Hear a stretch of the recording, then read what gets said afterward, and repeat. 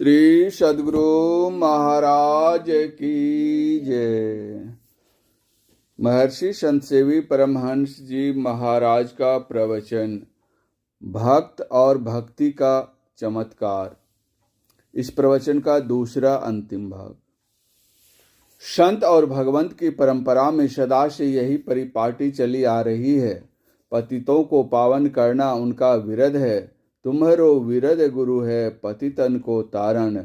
और इस पावन के रक्षार्थ स्वयं महर्षि में ही परमहंस जी महाराज ने भी कई वर्ष पूर्व कटिहार की एक वेश्या को दीक्षा देकर उनका उद्धार किया।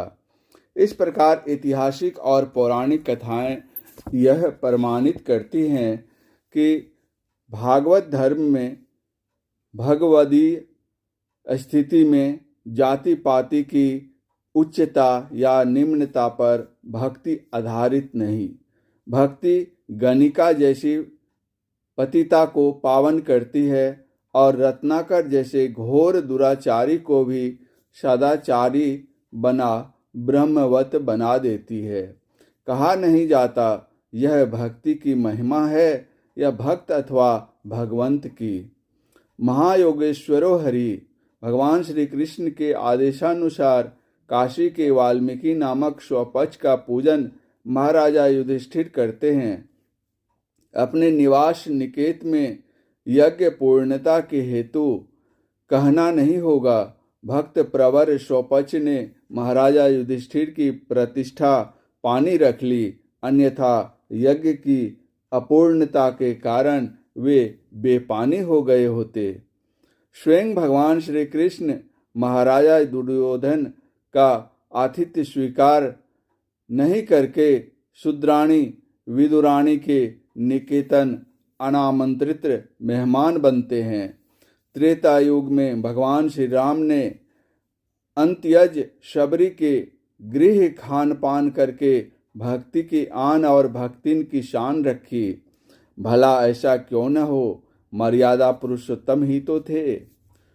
फिर उनके समक्ष मर्यादा उल्लंघन का प्रश्न ही कहाँ उठता। इसी को लक्ष्य करके संत पलटू साहब ने कहा है, साहब के दरबार में केवल भक्ति प्यार, केवल भक्ति प्यार, गुरु भक्ति में राजी, तजा शकल पकवान खाया दासी सुत भाजी, जब तप नेम अचार करे बहु तेरा कोई, खाए शबरी के बेर मुए सब ऋषि मुनि रोई। राजा युधिष्ठिर यज्ञ बटोरा जोड़ा शकल समाजा, मर्दा शव का मान स्वपच बिन घंट न बाजा, पलटू ऊंची जाति का मत कोई करे हंकार, साहब के दरबार में केवल भक्ति प्यार।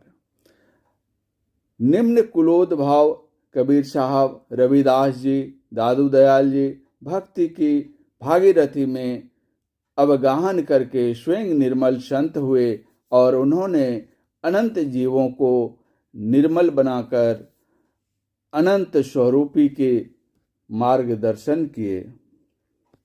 यह क्या है? भक्ति की ही तो महिमा है।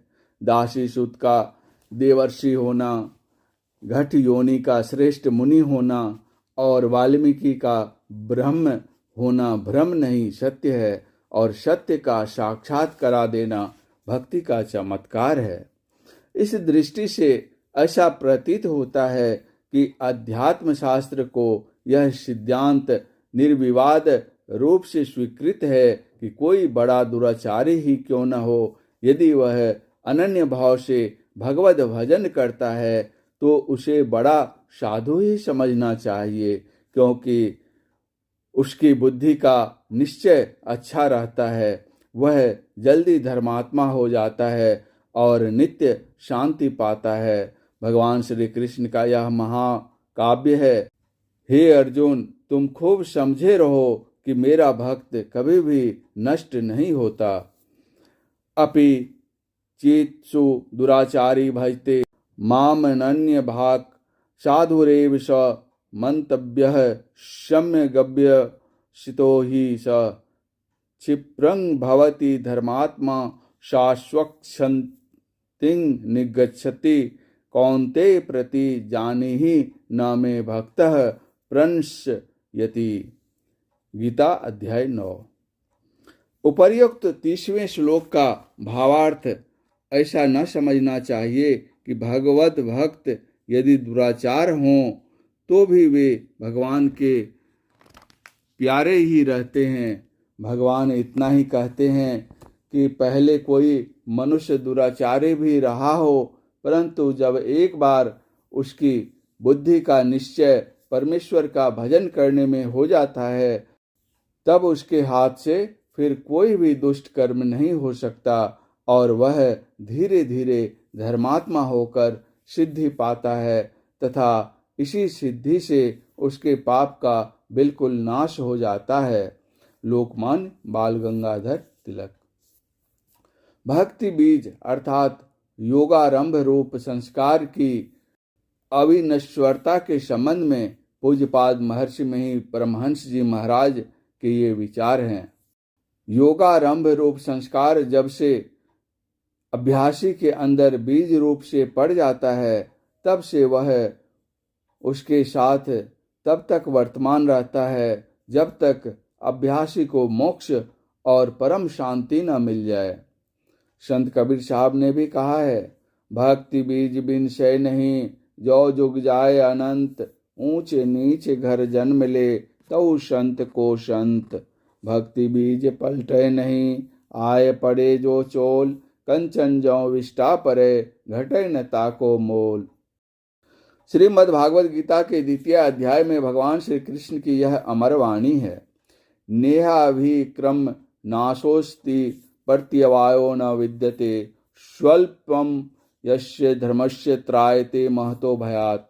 अर्थात इस योग मार्ग में एक बार आरंभ किए हुए कर्म का नाश नहीं होता और आगे विघ्न भी नहीं होते। इस धर्म का थोड़ा सा भी आचरण बड़े भय से संरक्षण करता है।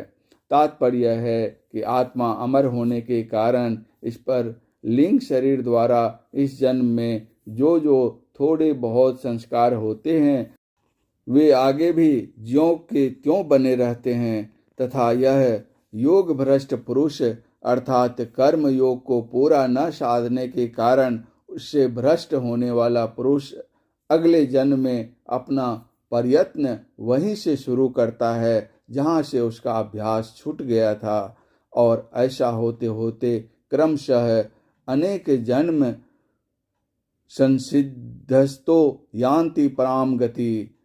अनेक जन्मों में पूर्ण सिद्धि हो जाती है एवं अंत में उसे मोक्ष प्राप्त हो जाता है। इसी सिद्धांत को लक्ष्य करके 2 अध्याय में कहा गया है कि स्वल्पम यस्य आचरण भी बड़े बड़े संकटों से बचा देता है। जितना आज हो सके उतने ही योग बल को प्राप्त करके योग का आचरण शुरू कर देना चाहिए। इससे धीरे धीरे बुद्धि अधिकाधिक सात्विक तथा शुद्ध होती जाएगी और योग का यह स्वल्पाचरण ही नहीं, जिज्ञासा तक रहंट में बैठे हुए मनुष्य की तरह आगे ढकेलते ढकेलते अंत में आज नहीं तो कल, इस जन्म में नहीं तो अगले जन्म में उसकी आत्मा को पूर्ण ब्रह्म प्राप्ति करा देगा। इसीलिए भगवान ने गीता में साफ कहा है कि योग में एक विशेष गुण यह है कि उसका स्वल्प से स्वल्प आचरण कभी व्यर्थ नहीं जाने पाता। बहुना जन नामन्ते ज्ञानवानमा परपद्यते, वासुदेवः सर्वमिति स महात्मा दुर्लभः। जब कोई मनुष्य एक बार भक्ति मार्ग पर चलने लगता है, तब इस जन्म में नहीं तो अगले जन्म में, अगले जन्म में नहीं तो उसके आगे के जन्म में कभी न कभी उसको परमेश्वर के स्वरूप का ऐसा यथार्थ ज्ञान हो जाता है कि यह सब वासुदेवात्मक ही है। इस ज्ञान से अंत में उसे मुक्ति भी मिल जाती है। श्री सद्गुरु महाराज की जय।